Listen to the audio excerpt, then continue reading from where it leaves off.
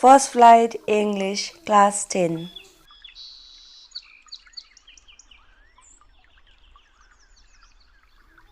Dust of Snow by a renowned American romantic poet Robert Frost. Before we move on to the poem directly, let me tell you that there are two ways through which you can pronounce the word poem. If you are going to adopt the American version, then it would be appropriate for you to say poem, and like me, if you are following the British Standard English, it would be appropriate to say poem. Now to the poem Dust of Snow by Robert Frost. The way a crow shook down on me the dust of snow from a hemlock tree has given my heart a change of mood and saved some part of a day I had rued. Let us now talk about the difficult word meanings present in the poem. The first one being hemlock tree, which is a poisonous plant with tiny white flowers. And then we have rude, which means to held in regret or to regret about something. After the meanings, now let's talk about the symbols of poem, which are an important aspect if we have to know the underlying meaning. Now here we see a crow which is sitting in a hemlock tree, which has shaken off the dust of snow and symbolizes bad omen, darkness, and despair. Similarly, we have the hemlock tree, in which the crow is sitting and is laden with snow, stands for sorrow and sadness, both depicting the sad mood of the poet. But here, to the delight, we have the dust of snow, which reflects the transition in poet's mood, that is, from sadness to happiness.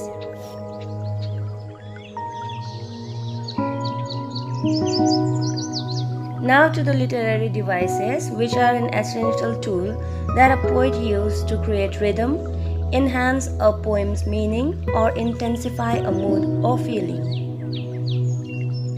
The first one used is ensambment, which means the continuation of a sentence without a pause beyond the end of a line, couplet, or stanza.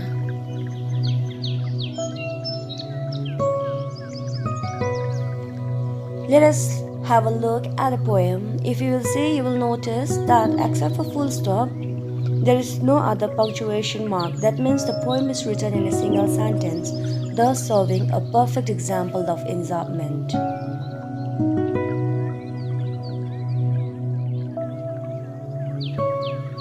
The second one is assonance, which is a resemblance of sound between syllables of nearby words arising particularly from rhyming of two or more stressed vowels.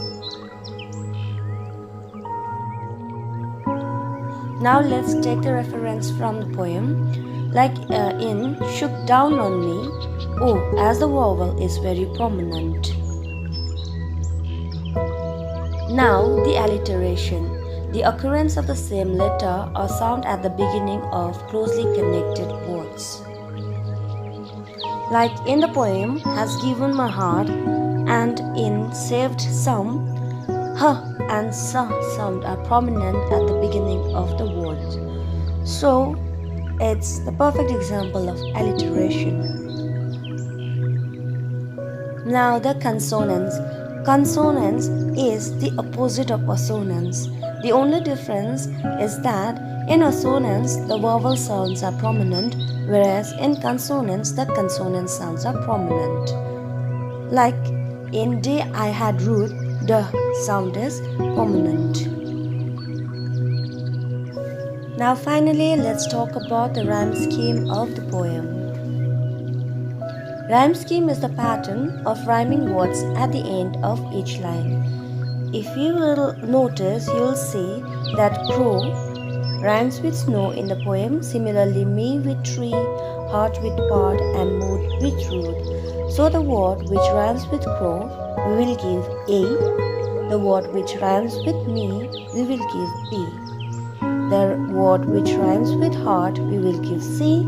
and the word which rhymes with mood we will give D. So as such it becomes AB, AB, CD and CD. Thus the rhyme scheme of the poem is AB, AB, CD, CD. After the completion, there are a few questions I have set for you to test your level of understanding. If you are able to give the answer of the questions, then it's in the safe side that you have understood, and if not, at the end of the video, there is the summary. Just feel free to watch it anytime. And still, if you are in confusion or in any doubt, feel free to call or text me 24/7.